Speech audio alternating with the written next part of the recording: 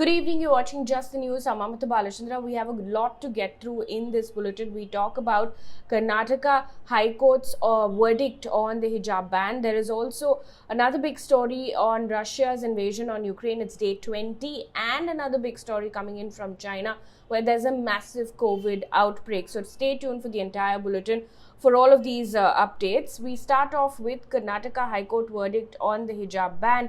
Today, the Karnataka High Court upheld hijab ban in educational institutions and dismissed petitions by Muslim students challenging the ban. Now, the High Court has said wearing a hijab is not an essential religious practice of Islam. Now, to give you a bit of a background, 6 students from Government Girls PU College in Udupi started protesting towards the end of December after they were barred from attending classes wearing hijab.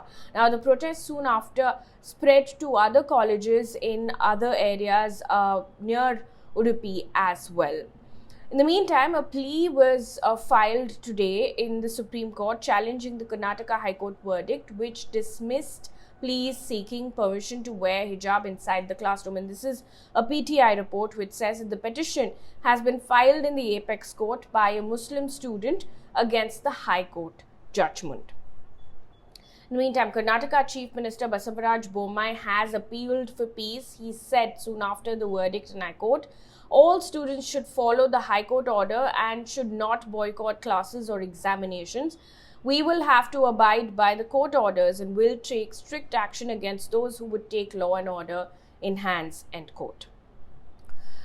Now, the Udupi Muslim girls whose petition seeking permission to wear hijab inside the classrooms were dismissed by the Karnataka High Court on Tuesday said that they will not go to college without hijab and fight the case legally till they get justice. Now, in a press conference, they have also claimed that the verdict was unconstitutional. In the meantime, there's prohibitory orders in several parts of Karnataka. Bengaluru Police Commissioner Kamal Pant has issued prohibitory orders banning any sort of gatherings, protests, as well as celebrations of any type in any public space of the city for 7 days, which is between the 15th of March and the 21st of March. Away from this big story now to Ukraine crisis. It is day 20 and there are updates as Russia continues to intensify attacks in several areas in Ukraine, especially its capital, Kyiv. Now, the mayor of Kyiv has said that 4 people were killed in airstrikes in the capital that took place on Tuesday. According to the BBC, Russian airstrikes hit residential buildings and a metro station, and which is why there is now a curfew that's been imposed on the Ukrainian capital from 1800 GMT to 5 GMT on Thursday after recent bombardments in this city. Now, there was also massive destruction at Dnipro airport after shelling was reported. In the meantime, the situation in Mariupol continues to be severe. There are reports of the city facing lack of food, water and electricity. A BBC report says that almost 4 lakh people are still trapped without running water, food and medical supplies, and all of which is quickly running out. The city's deputy mayor has said that things are getting more difficult by the hour. Now, the city council of besieged Mariupol has said that over 2,000 residents have been killed since the start of Russia's invasion. So it's been 20 days and more than 2,000 in Mariupol alone. Now, the UN has said that the numbers fleeing Ukraine top 3 million, with around 1.8 million going to Poland. Now, the UN's children charity UNICEF has said that almost half of the refugees are children, suggesting that every second a Ukrainian child has now started to become a refugee. Also in the news, the IMF has said, and this is according to a report by the Kyiv Independent, that Ukraine's GDP will shrink by at least 10% if the war ends soon. However, the report says the war-torn country can lose 25 to 35% of its GDP by the end of the year if the war continues at the current pace at which it's going. In the meantime, the European Union has now imposed more sanctions. The Union announced late Monday that the 27-nation bloc has approved a new set of sanctions against Russia. France, which holds the EU presidency, has said that the bloc, and I quote, in consultation with our international partners, has approved a fourth package of sanctions targeting individuals and entities involved in the aggression against Ukraine, as well as several sectors of the Russian economy, end quote. Now, in an interview with a German newspaper, NATO Secretary General has said on Sunday that Russia might use chemical weapons following its invasion of Ukraine, and that such a move would be a war crime. There's also information that the Prime Ministers of Czech Republic, Poland and Slovenia are traveling to Ukrainian capital Kyiv. In statements from their respective capitals, the three leaders said that they would be offering their support to Ukraine's president as representatives of the other 24 EU heads of state and government.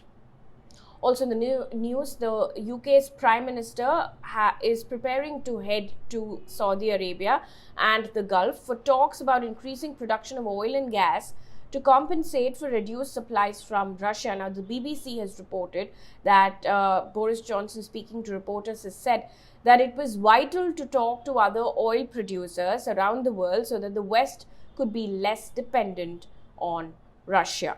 There's also a news report coming in from India, where the government today has said that it is keeping a close watch on evolving geopolitical developments and would make calibrated interventions to keep fuel prices under control. And I quote, this is what the government has said, to safeguard the interest of the common man. Now, the Minister of State for Finance has said that natural gas, fuel and power subgroup in the wholesale price index is directly related to the fluctuations in crude oil prices.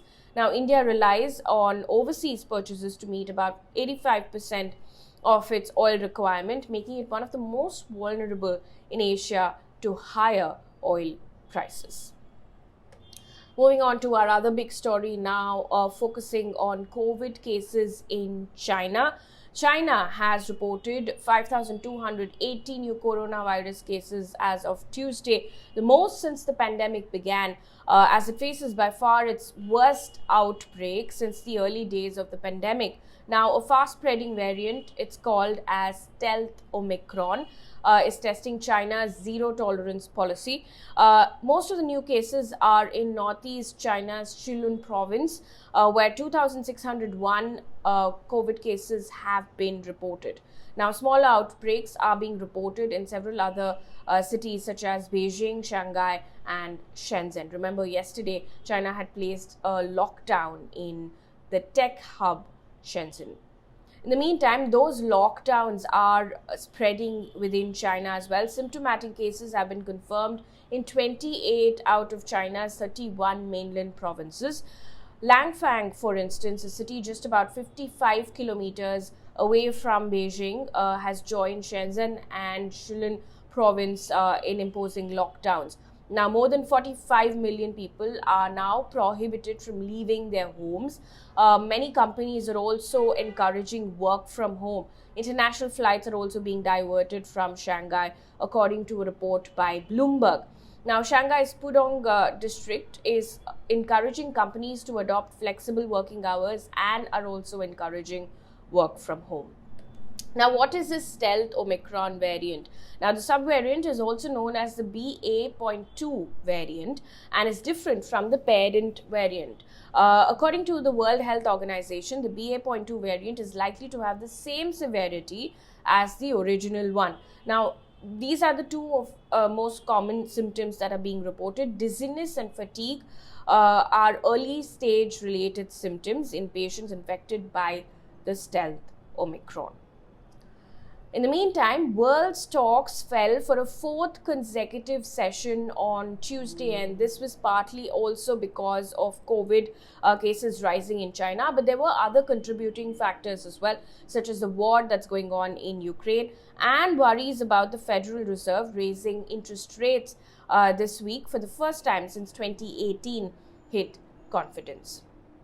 Let's now take a look at other news that's coming in from across the world, starting off with an update on the Mundra drug haul case.